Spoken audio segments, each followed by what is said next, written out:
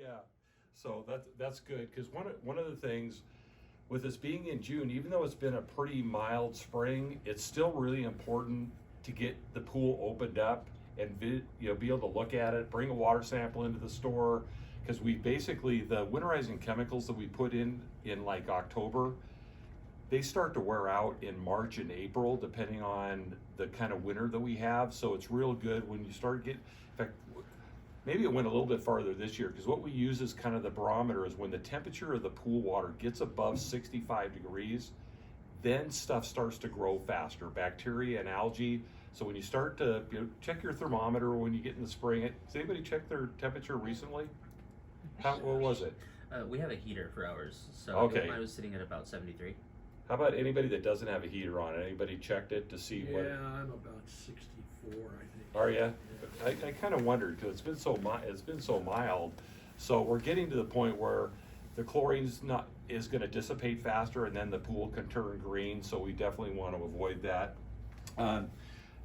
Couple things, the handouts that they put together for you tonight. This little card inside here. This is a digital pool care guide. So it's got a QR code on there where you can get pretty much all the information that I'm going to cover tonight. It is on that QR code. There's a real nice piece on how to clean your filter. One of the things I'm going to talk about is the importance of cleaning your filter. This is kind of a step-by-step guide on how to clean your filter. There's one in here on how to backwash your filter.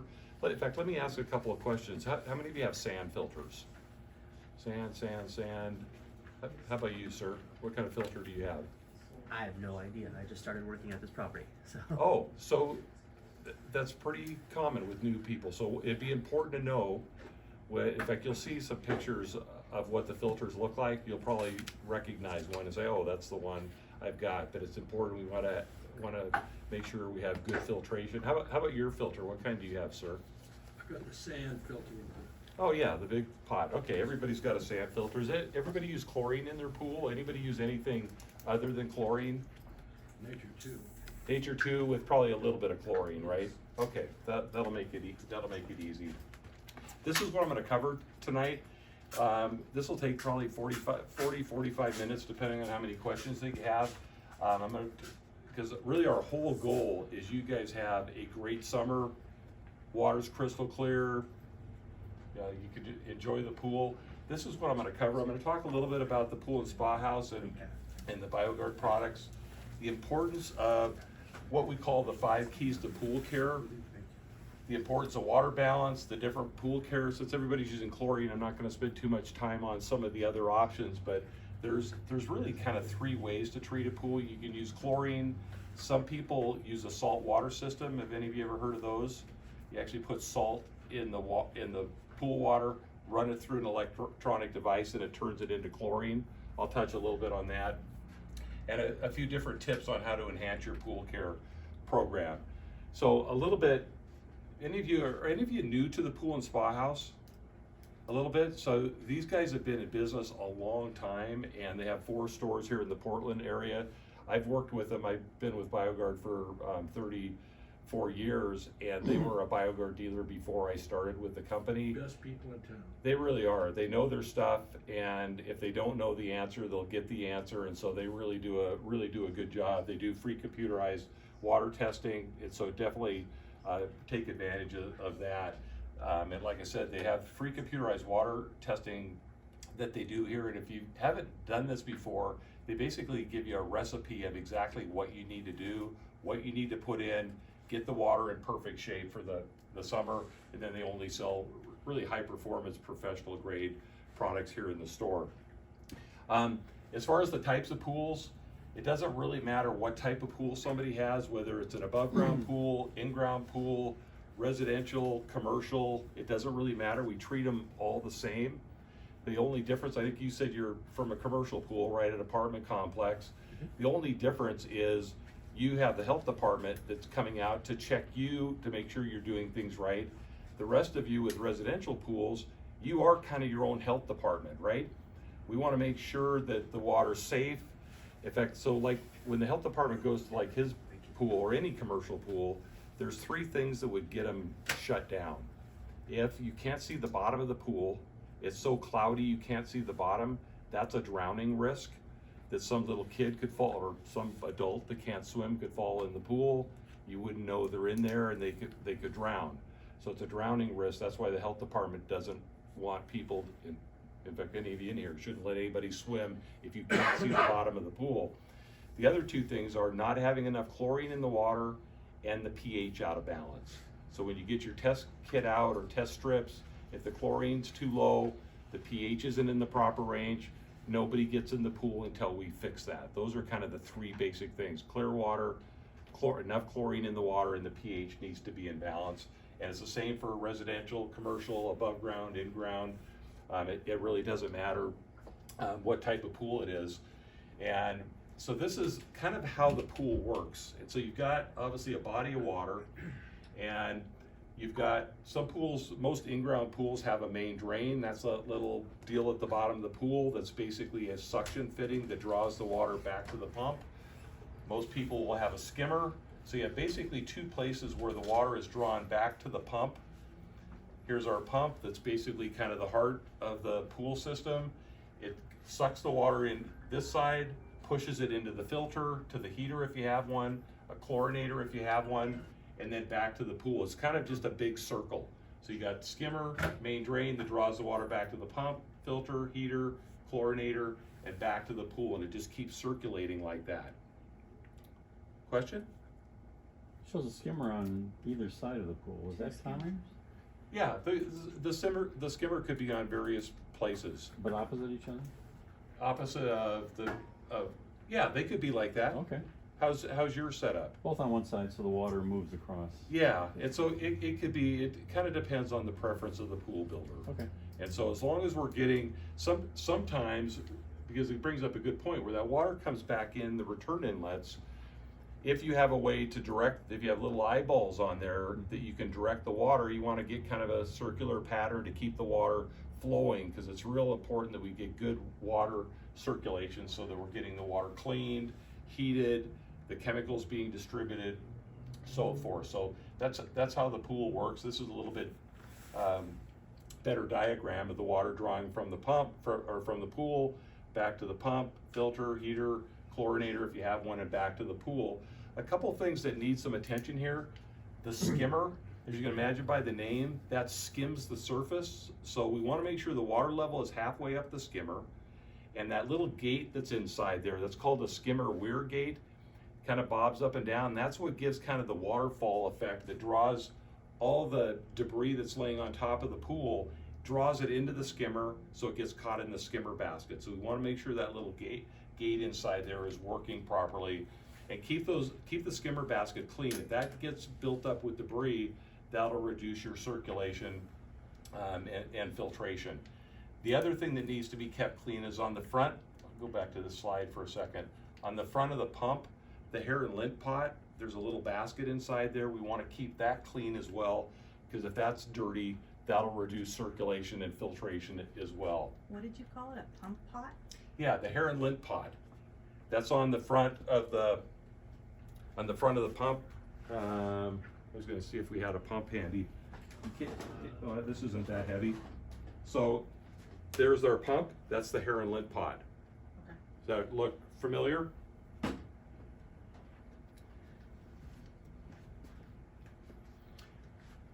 All right, so these are what we call the 5 keys to pool care. I'm going to run through each one of these. Some we go through pretty quickly, but the first one is circulation. That's the amount of time that the pump runs. I'll talk about that first. Want to make sure we've got good filtration. There's a few cleaning things that we need to do, like brushing and vacuuming and skimming, that type of thing.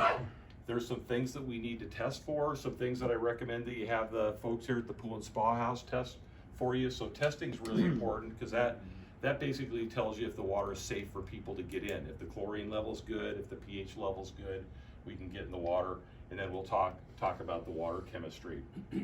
So the first key is circulation, and this is the amount of time that your pump runs. So there's our pump, there's the hair and lint pot that we were talking about. This is the amount of time that the pump runs. Now in a commercial pool, you have to run the pump 24 hours a day. That's the health department code. In residential pools, we can live with 10 to 12 hours a day is typically will work. frankly, the more the better. You can't run the pump too much. Obviously, the downside of running the pump more is it's gonna cost you a few extra dollars in electricity. But running the pump more keeps the water circulating, filtered, cleaned, the chemicals being distributed properly. So it's kind of up to you. You'll see in my next slide why it's kind of important, but really a minimum of 10 to 12 hours a day we want to keep the pool circulating, as it says here, ideally 24 hours a day. The reason the health department requires commercial pools to run 24 hours a day is because of this portion of my slide right here. After one turnover, and what a turnover is, when somebody builds a pool, they size the equipment, the pump, the filter, the heater, to have a certain turnover rate. So like here in the state of Oregon, the health department requires an 8-hour turnover rate. So what that means is if you've got a 20,000 gallon pool, you need to be able to circulate 20,000 gallons of water through the pump, the filter, the heater, the chlorinator in 8 hours or less. One of the things that you have on your pool that most residential pools don't is what's called a flow meter. It's a little clear plastic gauge. So you may want to sometime when you have a minute come in and have one of the guys here in the store calculate what your flow meter should read for you, but you can have them do that. But the point of this part of the slide is after one turnover, so one 8-hour turnover, if that's the way your pool was designed, only about 42% of the water gets filtered. We don't get, what this means is we don't get every single drop of water through the system. After 2 turnovers, so that'd be 16 hours, we get 84%. After 3, we get 95, and after 4, 98%. That's why the health department requires commercial pools. They have to run the pump 24 hours a day, so they're getting almost 100%, pretty close to, well, if you got 3 turnovers, that'd be 24 hours, right? If you had an 8-hour turnover, 3 turnovers would be 24 hours. You're getting 95% of the water through the system. Like I mentioned earlier, if you have those little directional eyeball fittings on the returns, you want to have those slightly tilted down. So we're kind of driving the water down towards the bottom of the pool, so that we're getting good circulation. Any questions on this slide? And does anybody not run their pump 24 hours a day? It's not a bad thing. If you ever decide to only run it 10 or 12 hours a day in a residential pool, if you ever have a water quality issue, then you want to run it 24 hours a day until you fix the problem. So if you got cloudy water, algae, run it 24 hours a day until we fix the problem. Then you could go back to the 10 to 12 hours a day if you'd like. Wintertime, can I run it less? Yeah, in the wintertime you could run it less. So really, during the winter, it kind of depends on if you cover or don't cover the pool. If you leave it uncovered, probably want to run it a couple hours a day, or at least a few hours a week to make sure that we're picking up any particles instead of letting them sitting on the bottom of the pool. That's where we're mostly concerned with. During the winter, we kind of take out the things that cause the chlorine to be consumed faster. Nobody's in the pool. The pool's cold, right? The water's super cold. And as long as the debris that gets in, so especially if you don't cover the pool, just keep the debris out, because the debris will consume the chlorine and kind of affect the pH a little bit. So really there's not I guess there is one other caveat. The reason to run the pump would be if we get freezing temperatures. Oh, yeah. Right? Precisely. If we get, if it's starting to approach 32 degrees, then we need to run 24 hours a day, so that we don't have the potential of anything Variable speed freezing. pump is great for that. Yeah, I exactly. run mine about 700 RPM all through the winter. Perfect. Yep. Okay, so that was the first key, circulation. The second key is filtration. And so these are the 3 different types of filters. That's a sand filter, that's a cartridge filter, this is a diatomaceous earth filter. They all do a great job. If you don't know what kind of filter you have or what model it is, I definitely write those numbers down. Maybe you take a picture of it, bring it in so they know what kind of filter you have and the sizing, that type of thing.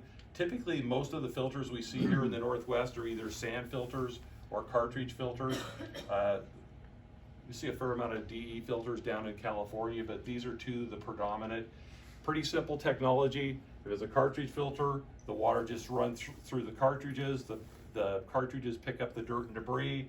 sand filters, it sounded like most people have a sand filter here. You fill the sand filter up about 3/4 of the way with either sand or crushed glass. And the way this works is the water, in this particular filter, the water comes in here and kind of spills over this little diffuser.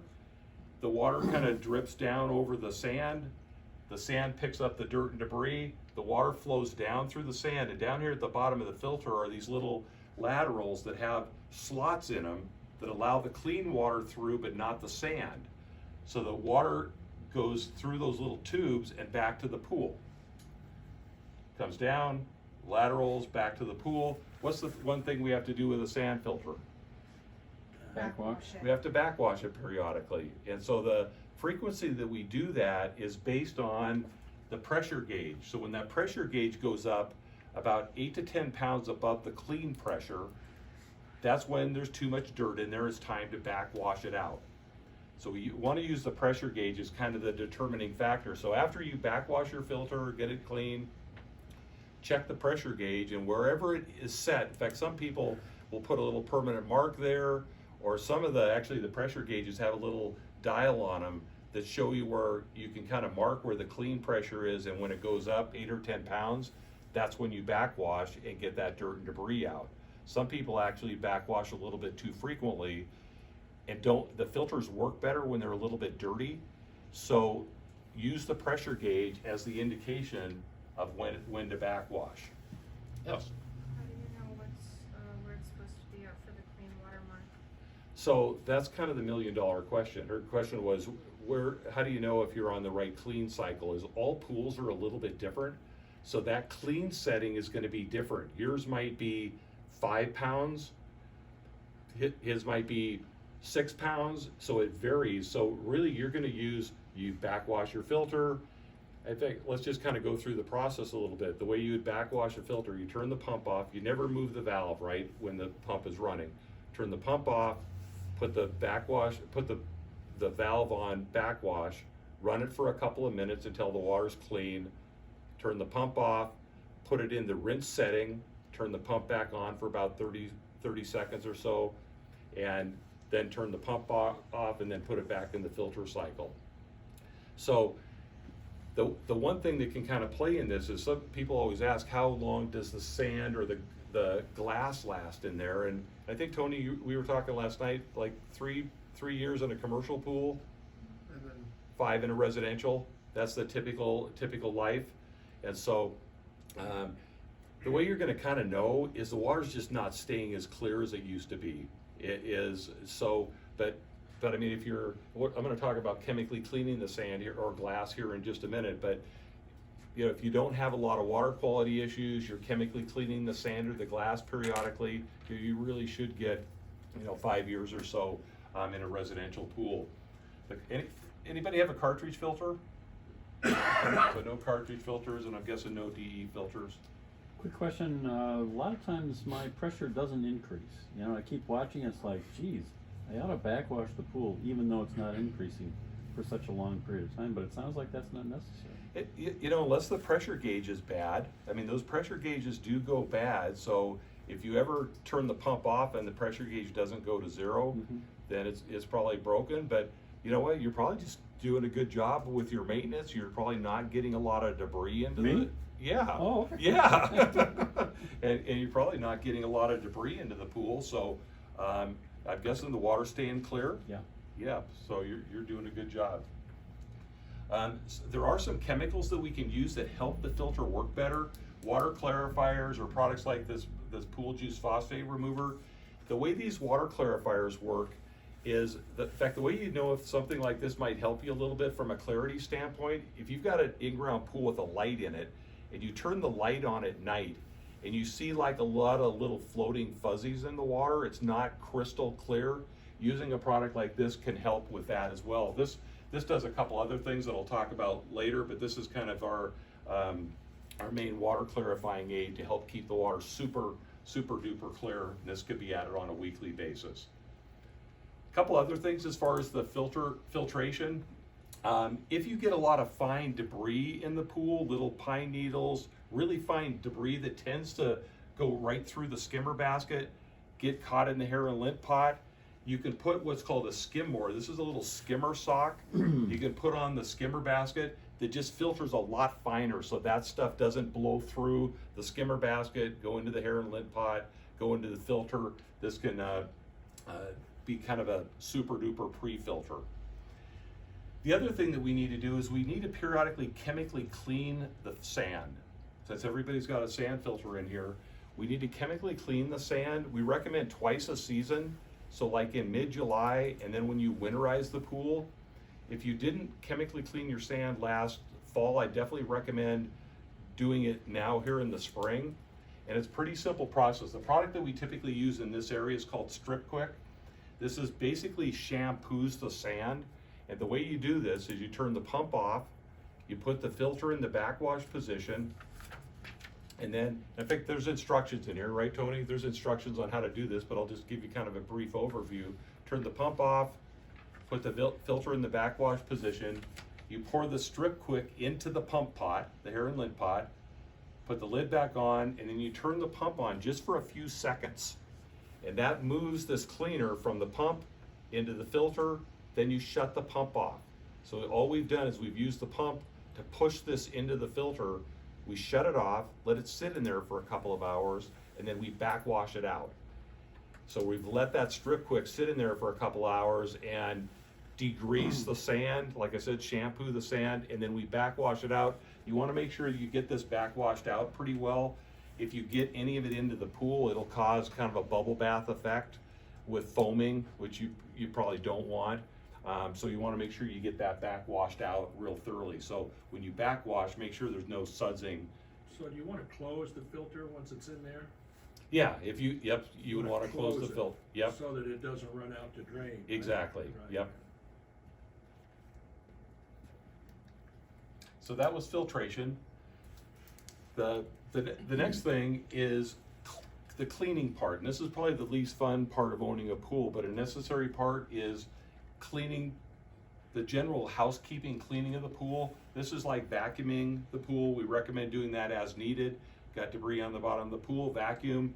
We do recommend brushing the pool once a week, getting your trusty nylon brush, brushing the walls, the bottom of the pool. What that does, gets anything that's growing on the walls, gets it off the walls out into the pool where either the filter or the chemicals can remove it.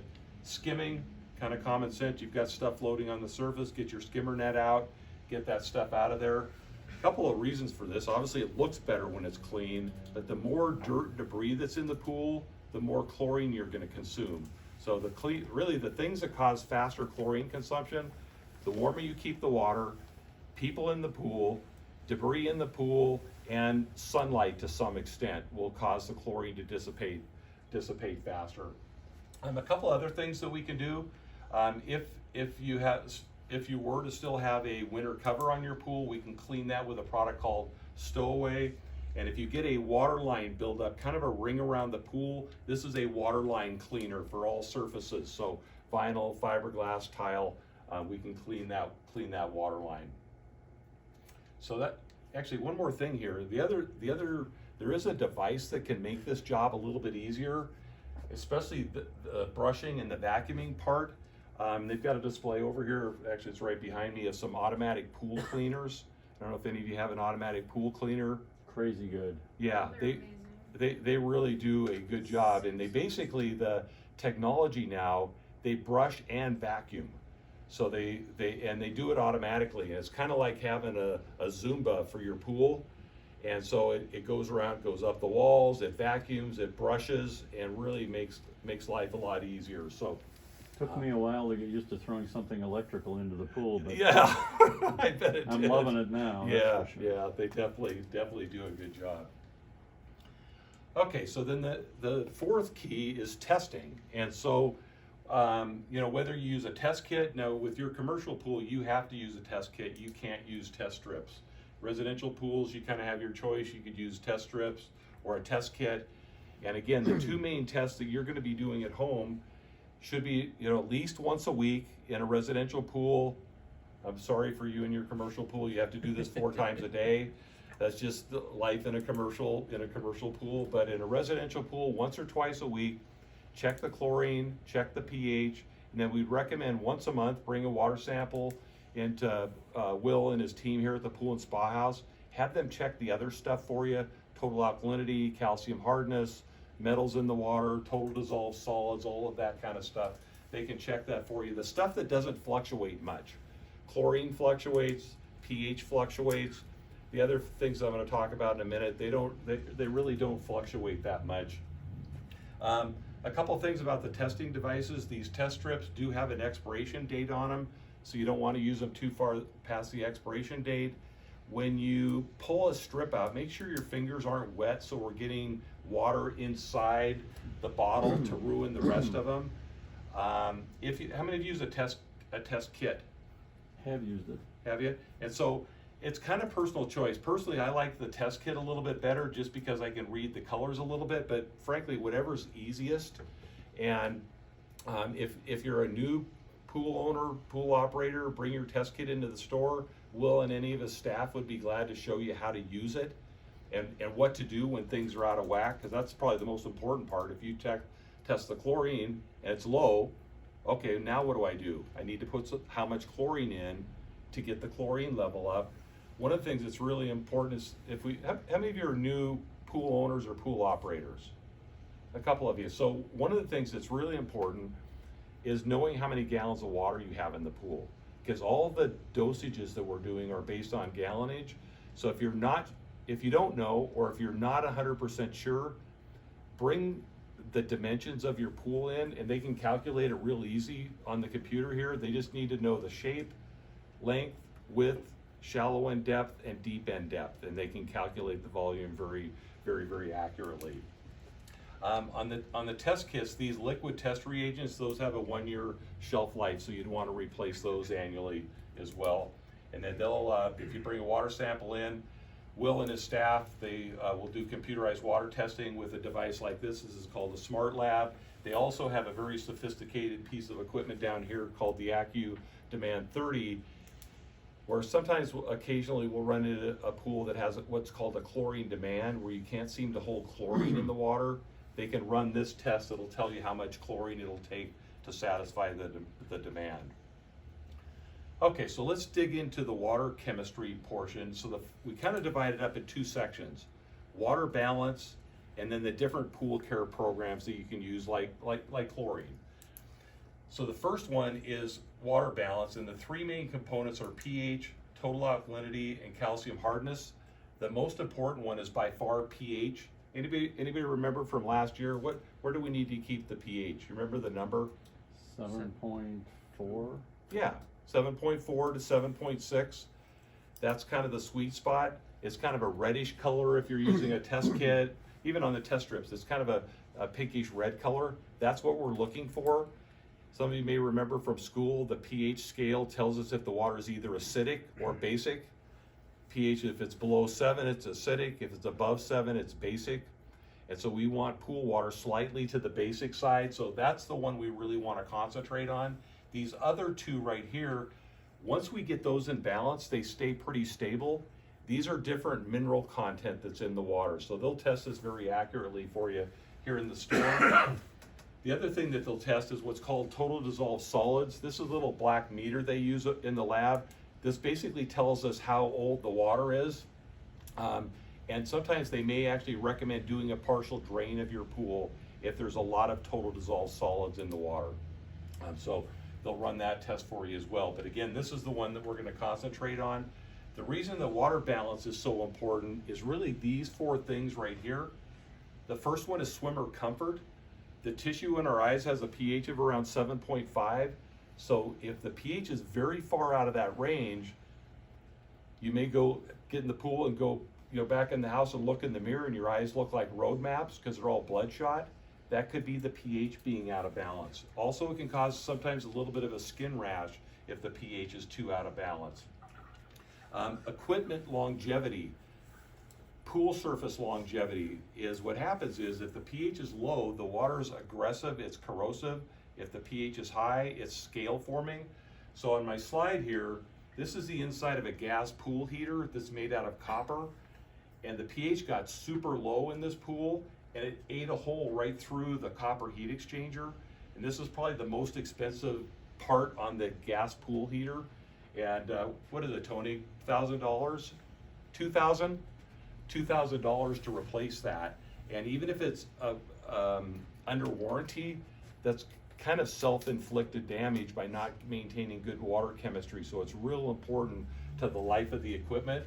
So that's corrosion from low pH. This is scale. This cartridge filter here, this white stuff here, that's calcium that's precipitated out from high pH.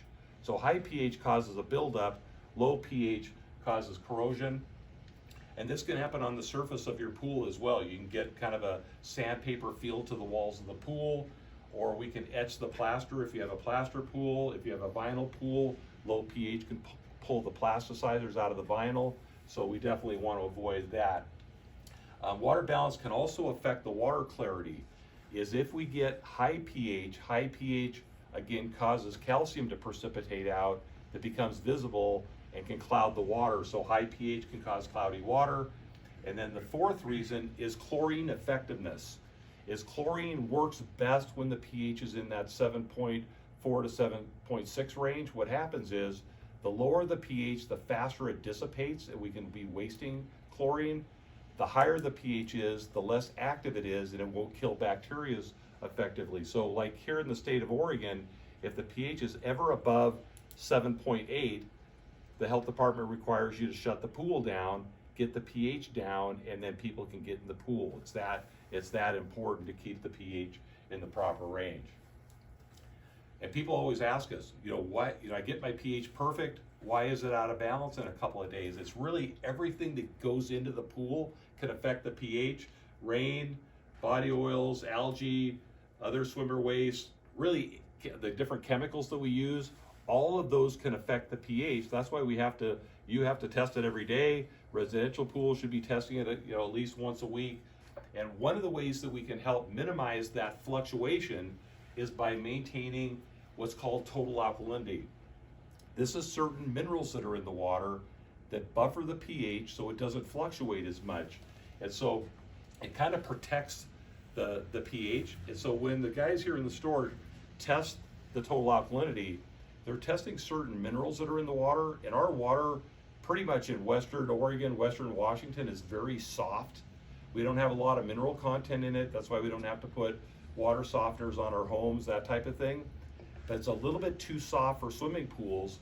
So we typically will add something to raise the total alkalinity to help protect the pH. So like in my slide here, if we've got good proper buffering of the proper total alkalinity, it will buffer the pH. So all the stuff that gets into the pool will have less effect on the pH, our most important factor.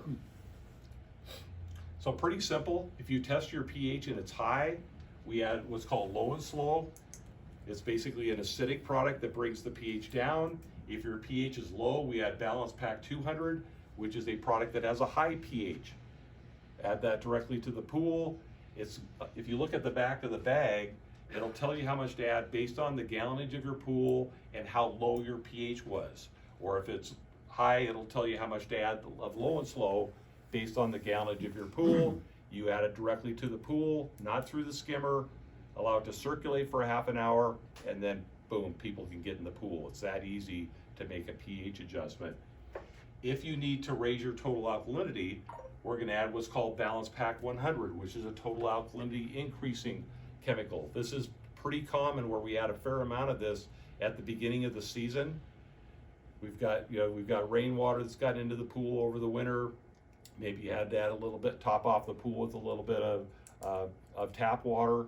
It's pretty common that we're gonna have to raise the total alkalinity at the beginning of the season, again, because our water is very soft here in the Portland area. Any questions on either of these two, pH or total alkalinity? Okay. The last water balancing factor is calcium hardness, and this is obviously another mineral that's in the water that we're testing for. Again, we've got very low calcium in our water in the Portland metro area, and if the calcium's too low, this can cause deterioration of plaster surfaces. This is a plaster pool that's been etched because of a kind of a combination of low calcium, low pH, where they actually etch the plaster. That can, again, it can affect vinyl as well. It can cause corrosion of metal surfaces. So typically we don't have much trouble with high calcium hardness in the Portland area. It's usually low calcium hardness. So if you bring a water sample in, they'll test the calcium hardness. If it's low, which it typically is in our area, they'll have you add a calcium hardness increaser called Balance Pack 300. This is a pretty slow dissolving product, so they'll tell you to add it in thirds. So if you needed to add, say, 15 pounds, they'd have you add 5 pounds, wait a few hours, add another 5 pounds, wait a few hours, and then add the last third. In some parts of the country, there isn't a chemical that removes calcium from the water. So in the areas of the country that have super hard water, we add a scale inhibiting product on a monthly basis to prevent scaling. So this is kind of a recap of the water balance. I'm going to talk about chlorine next, but these are the general ranges. 7.4 to 7.6 is ideal. We don't have any salt pools here. A little bit different range for salt pools. This is the ideal range for total alkalinity, 125 to 150 parts per million. And this is the general calcium hardness range. But again, the folks here at the Pool and Spa House, Will and his team will help you get especially these two dialed in at the beginning of the season. And then ideally once a month, bring them in a water sample. Any questions on water balance? You're good? Okay. Cloudy water. Anybody ever had cloudy water? You've never had cloudy water? Good job. This is probably the most common problem that we run into. There's a lot of causes of cloudy water, and probably the two biggest ones are letting the chlorine level get too low and the pH get too high, or not running the pump long enough, or a dirty filter. Those are kind of the most common things. So if we need to speed up getting a pool cleared up, there's a few problem-solving chemicals that we can use, like what's called Pool Juice 911 or Polyshene Blue. These are water clarifiers to help speed the process of getting a pool cleared up. Really, with any water quality problem, the sooner you fix it, the easier it will be to fix and less expensive. The longer we let pools get real cloudy where you can't see the bottom, it just gets disproportionately more expensive. So we want to try and catch that before that happens. The other thing they test for here in the store are phosphates in the water. Phosphates can contribute to water quality problems, cloudy water, algae, those kind of things. So they will test for phosphates in the water, and they may recommend, if you've got higher phosphate levels, that you add a phosphate remover as well. All right. What's the difference between Pool Juice phosphate remover and Pool Juice 911? So the Pool Juice phosphate remover is a water clarifier, a water line cleaner, and a low phosphate remover. The Pool Juice 911 is a heavy duty water clarifier. It has a couple of natural enzymes in it and a couple of water clarifiers. That's more of a problem solver if you've got cloudy water. And what's the Pool Juice Zero? Pool Juice Zero is for high phosphate levels. Yeah, so if you had over 1,000 parts per billion of phosphates, that's what they're going to typically recommend. All right, so that was water balance. The next area, this is really kind of the last segment, is the different pool care programs that you can use. Whether it's traditional chlorine, we're using like chlorine tablets or sticks, or hand feeding chlorine into the water. There's salt water systems like that will use mineral springs or saltscapes. There's a non-chlorine system called Soft Swim. Anybody use Soft Swim in their pool? Okay, no, I may just touch a little bit on that. But whatever program you use, there's three basic things that we need to do. We got to keep a sanitizer in the water, and since all of you use chlorine, right? Chlorine kills bacteria. Some types of algae, we need to maintain a continuous residual at all times of chlorine in the water. That's kind of the first step. We also need to oxidize the water. Have you all heard the term shocking the pool? And so that's what we refer to as oxidation. This is the step that keeps the water crystal clear. And then there's also some types of algae that chlorine doesn't kill or prevent. So we typically will add a preventative algicide. So basically sanitizer, shock, and algicide are kind of the keys here. The first one is keeping chlorine in the water. Chlorine kills bacteria and some types of algae, and it protects swimmer from disease transmission, things like little skin rashes and ear infections, sometimes intestinal type infections. That's where keeping chlorine in the water, and this is kind of the number we're always looking for, 1 to 4 parts per million of free chlorine. That's the, you might say, the sweet spot. That's where we always want it. If it's lower than that, get the level back up above 1 part per million. Is when it gets down below 1, that's when water starts to get cloudy. That's when bacteria, algae start to grow. So that's really the number. It's basically all year. So even during the winter, if you obviously aren't using the pool, if you just want to double check the water chemistry, go out, dip your strip or your test kit. If the chlorine level is approaching 1 part per million or below, we want to get some more in there right away so the pool doesn't turn green over the winter. The other thing with this is we can compensate for the things that cause the chlorine to dissipate faster. So if you're getting ready to have a pool party, or it's a big weekend at the apartment complex, it's 90 degrees, everybody's going to be jumping in the pool, you're better off keeping the chlorine level to the higher side of the scale, up around 3 or 4. In fact, the health department typically will allow up to 10 here in Oregon to compensate for bather load. So it's kind of up to you. Residential pools, we don't need to go above 4, but if you're going to have that big pool party, get the chlorine level up closer to 3 or 4 parts per million to compensate for bather load. Because if you're at 1 and you get 10 or 15 kids jumping in the pool, the chlorine's not going to keep up and it's going to drop down below 1, and then people may not be safe in the water from bacteria. So we can kind of compensate for that bather load. Yes. Is there any penalty to keeping the chlorine reading closer to 10? Even in my case where I don't have many swimmers, I've come to believe that I'm just better off if I keep it relatively high. Some people do. We can't tell you to do that because the products are Oh, EP. go ahead. Are you recording this? No. I'm teasing you. But seriously, the product's EPA registered for 1 to 4 parts per million. Personally, I wouldn't have trouble getting in your pool with 10 parts per million of chlorine, but I can't tell you to do that. So, Is there any penalty though in terms of like the equipment, wear on the equipment or the surface of the pool? Does higher not chlorine really harm anything? Not really. I think at about 15 or 20, you start bleaching out bathing suits, and so you wouldn't want to ruin somebody's $100 bathing suit. But Just so you know, some people do have allergies, yeah, they do. and they will be affected by the chlorine. That's why I have a Nature 2 system. Yeah, and so he's exactly right, and so that's why the product is EPA registered for 1 to 4 parts per million of chlorine. And I'm sure the EPA took all of that kind of stuff into account. And just like you said, some people are allergic to chlorine. So that's the number that we got to live with. So, you can keep it wherever you like. Typically, I would recommend it in, July and August, keeping it closer to 3 or 4 parts per million to compensate for the bather load. And there's probably the most common way to get chlorine into a pool is from a chlorine tablet. And so you can feed the chlorine tablets really 3 different methods. You can add them through the skimmer. Some people will feed it through the skimmer. Some people use a floating dispenser. Some people have an automatic chlorinator. Actually, you have to have an automatic chlorinator on your commercial pool. That's a requirement. But that's the way it's fed. This is probably the most cost-effective way to sanitize a pool. And like in your pool with the Nature 2, you can run lower levels of chlorine.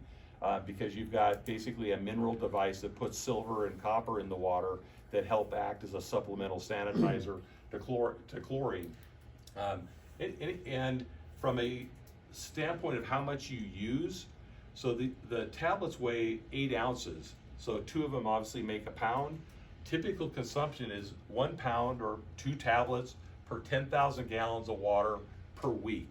That's kind of the typical consumption. So if you've got a 20,000 gallon pool, you should be dissolving about 3 or 4 tablets a week. In a higher use, maybe a commercial pool or a heavy use residential pool, you might use a little bit more than that because it kind of depends on the bather load. And the way you know how well you're doing is again by your test strip or your test kit. So if you're a new pool owner, test it a couple times a week. If you're feeding it through the skimmer, if the chlorine level's too high, cut back a tablet. If it's too low, we need to add a little bit, another one.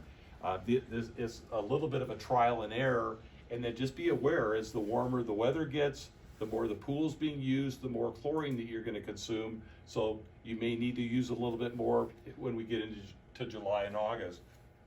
Any questions on using this type of chlorine? Well, would the same calculation, poundage apply to, not the tablets, but the granular? So it would be a little bit more because the granule chlorine, are using like super soluble. Yes, super soluble. Super soluble is a little bit weaker in strength, so you use a little bit more. Got it. Yep. But so it'd be just a little bit more than that. And again, it's going to be the trial and error hand feed. Oh, yeah, sure. Yep. Any other questions on this? Because again, this is kind of the key point. Again, the number we're looking for is 1 to 4 parts per million. The tablets that we use here, they can contain what's called Silt Guard Complete, and these, after about 3 weeks, make the water feel very soft and silky. With one of the ingredients in there, they're very long lasting, so they dissolve a little bit slower than the traditional tablets. They also have some algae killing crystals in them to give another layer of protection against algae as well. Okay, so that's the first step. The second step is shocking the pool, or what we refer to as oxidizing the water to keep it clear. This is the step that burns out contaminants, perspiration, body oils, suntan lotions, cosmetics, little kids peeing in the pool, that kind of stuff. The bottom line is this keeps the pool crystal clear, and we do this proactively to prevent problems from occurring. So typically we recommend shocking a pool once a week, and that's when we're using the pool. When we get into late June, July, August, once a week we shock the pool to keep it crystal clear and keep those contaminants removed. There's a couple of different shock treatments they sell in the store here.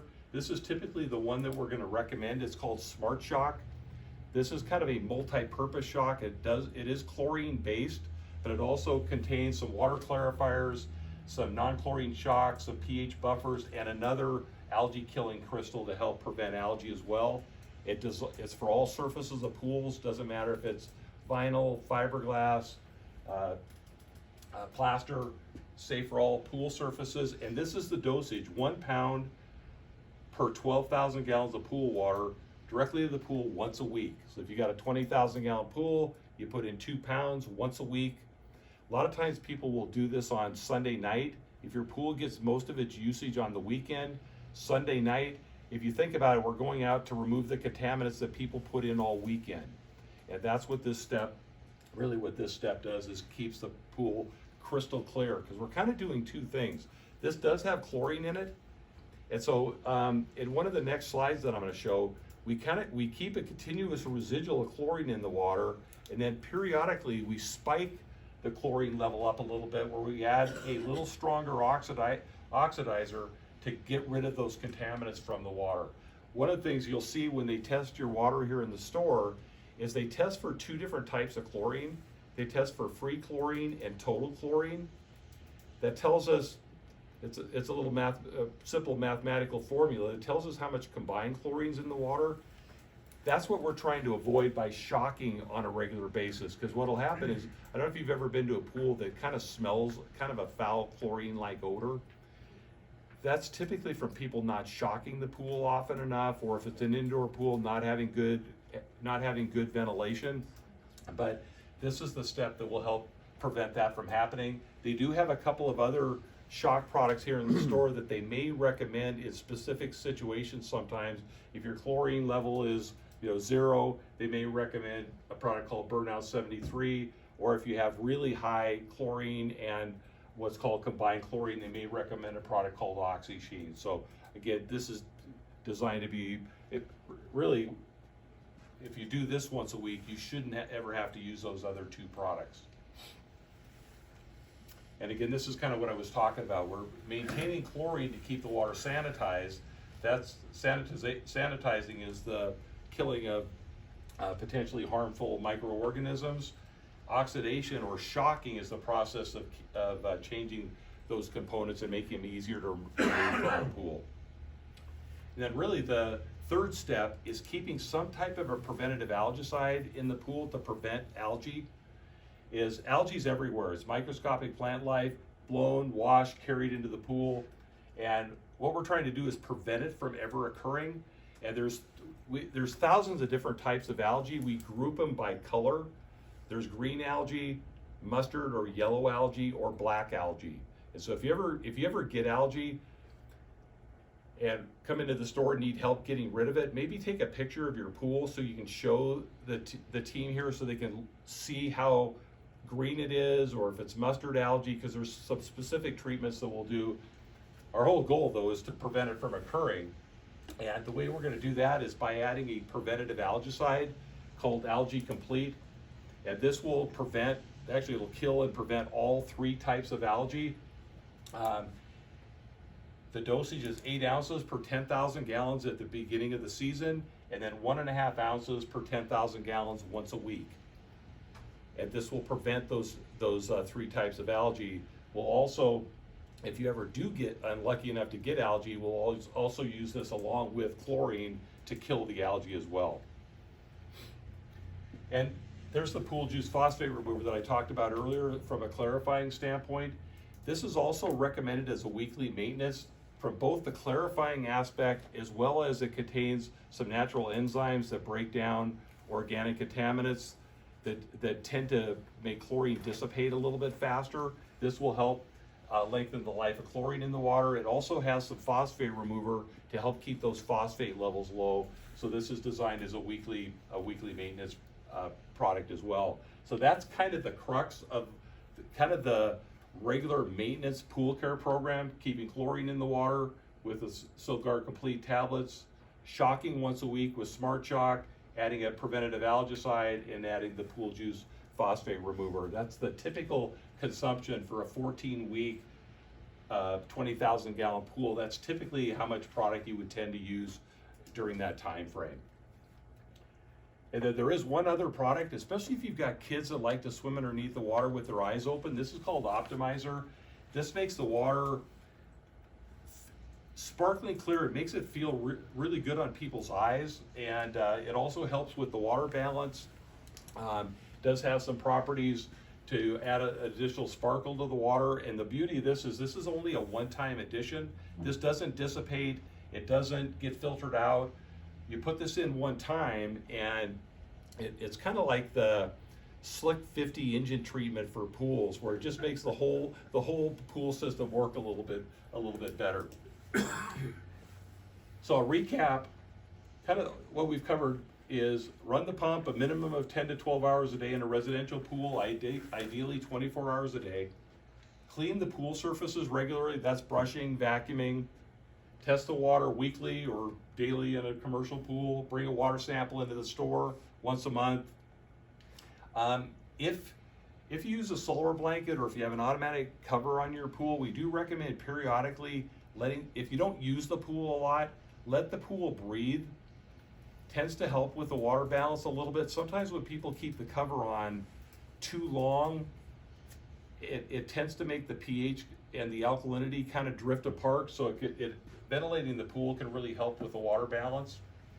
And then as far as the chemical treatment, we want to maintain 1 to 4 parts per million of chlorine, shock the pool on a weekly basis with Smart Shock, add your Algae Complete weekly, add your pool juice phosphate remover, and if you'd like, add the Optimizer in a single application at the beginning of the season. That's exactly my program, and can I do those things kind of simultaneously, or do I need to space them out over a couple days? Is there any, reason to not do them all together? There really isn't. It's a good question. You could do really all of these at the same time. We don't want to put them in right on top. We want to give a little bit of time. So for example, like the sanitizer, how do you feed that? Through a chlorinator or through the skimmer? Well, you're hand feeding it. Broadcasting. You're broadcasting it. So I probably want to give 15 minutes, put the chlorine in. You could add the, what a lot of times people will do is they'll add the algicide to the shallow end of the pool, the shock to the deep end of the deep end of the pool, Huh? and at And least swim space. in the middle then. Yeah, there you go. But at least space. Typically, we want to space the chemicals about 10 or 15 minutes apart. Okay, great. There is a system called Soft Swim. This is a non-chlorine system because there are some people that are really allergic to chlorine, and this is there's no chlorine in this system at all. It's typically for smaller above ground residential pools. So typically vinyl, fiberglass pools, smaller pools, probably under 15,000 gallons. This is a pretty good system. It's still 3 steps, but without chlorine. It's an all liquid system. There's still an algicide that we add. This one we add every 2 weeks. The product that takes the place of chlorine is the Soft Swim B. We maintain 30 to 50 parts per million of that. And then we shock typically every 3 to 4 weeks with the Soft Swim C, which is actually it's a high strength hydrogen peroxide, and we actually maintain a level of that as well. So if you're interested, you may check with Will and his team on if this would be a good option for you. But typically smaller residential pools, this is a pretty good option. I know anybody that came in towards the end there, anybody have a saltwater system? No, so I'm not going to spend too much time on this, but just so you know what it is, if you ever explore this a little bit, basically we put in salt into the pool, and the salt runs through an electronic device. These are a couple different, this is an above ground model, these are a couple of in-ground models. We run salt water through an electronic device, low electrical charge, that converts salt water into chlorine. So you basically make the chlorine in your pool. And so these have been popular probably for the last 15 years. In fact, they say that nationwide about 60% of all new in-ground pools are going in with a system like this. And so again, you're making your own chlorine. It's a pretty simple process. You got salt water, runs through the cell, low electrical charge, converts it into chlorine. Chlorine kills bacteria and some algae, and it converts back to salt, and it just keeps regenerating itself. So the only thing that this does replace though is the chlorine tablets. It doesn't replace shocking, it doesn't replace the algicide, it just basically replaces the chlorine piece of the maintenance. One of the things that's important on this system is this is kind of a view looking through the cell. That's what it should look like. These do tend to get a little bit of scale on them, so it's real important that these cells have to be cleaned typically once a year to keep that scale out of there, because obviously if it's got scale in there, it's not gonna work very well. We have a product designed to clean those cells very effectively. There's a whole product line designed around the saltwater pool care, so it's still a chlorine-based system. Like I said, the chlorine generator just takes the place of the chlorine tablets or sticks. There is a couple of different options. Yes, sir. So is there like a conversion process to go from a chlorine pool to use this system? The question was how to convert it. It's pretty darn simple, because basically you just put salt in the water and then you install the electronic device. And so the electronic device, as you can see from that cell that I showed, it just gets plumbed after your heater, after your filter. So there's not much in the way of installation. You don't have to drain the pool, none of that. It's a pretty, yeah, it really is. Here's the only caveat, because you are putting salt in the water, you do want to make sure that the pool was grounded properly, because from a salt level, you're putting in around 3,000 parts per million of salt. And if you equate that to like the ocean has about 36,000 parts per million of salt. It still can be corrosive. And so it's real important that the pool, when it was built, was grounded properly, because if it wasn't, you can get some corrosion to metal pieces of equipment. So it sounds easy. It's not just, I wouldn't just put one on automatically. I'd want to make sure I've got the right pool for it. And again, there's a few different ways to treat it. We've got a system called Saltscapes, one called Mineral Springs, that make operating a salt pool very, very easy. So let's kind of skip through those. A couple of the keys on maintaining a salt pool. One of the things that's real important in a salt pool, they have to establish a chlorine stabilizer, because the type of chlorine that's generated on this system is what's called unstabilized. So we do have to have a special stabilizer.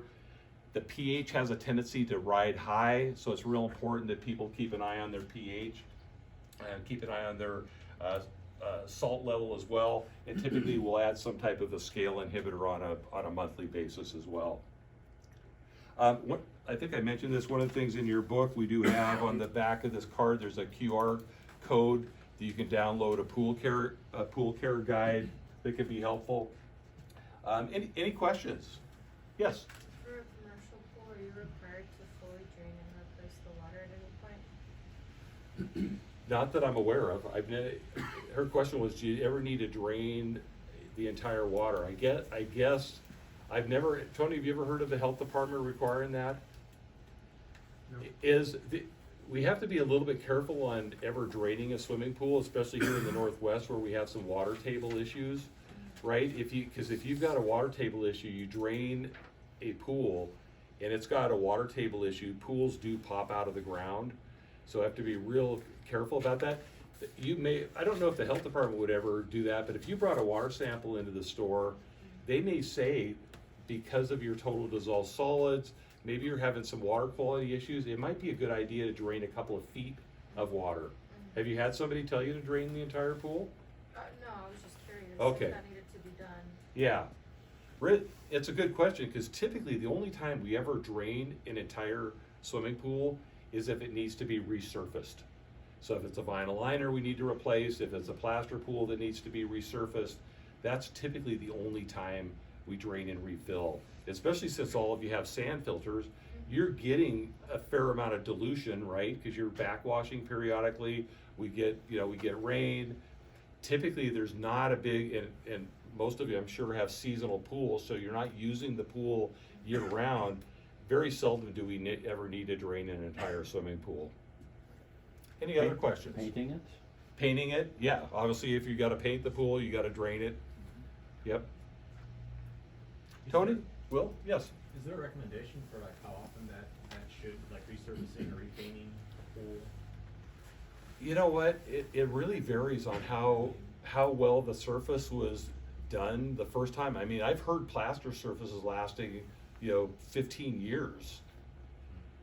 Then I hear, vinyl liners, sometimes they'll last 10 years, sometimes they'll last 5 years. There's a lot of variables. It's kind of, if it's not broke, we don't really need to fix it. Painted my plaster one twice in 40 years. Did you really? That's good life. Yeah. Yeah.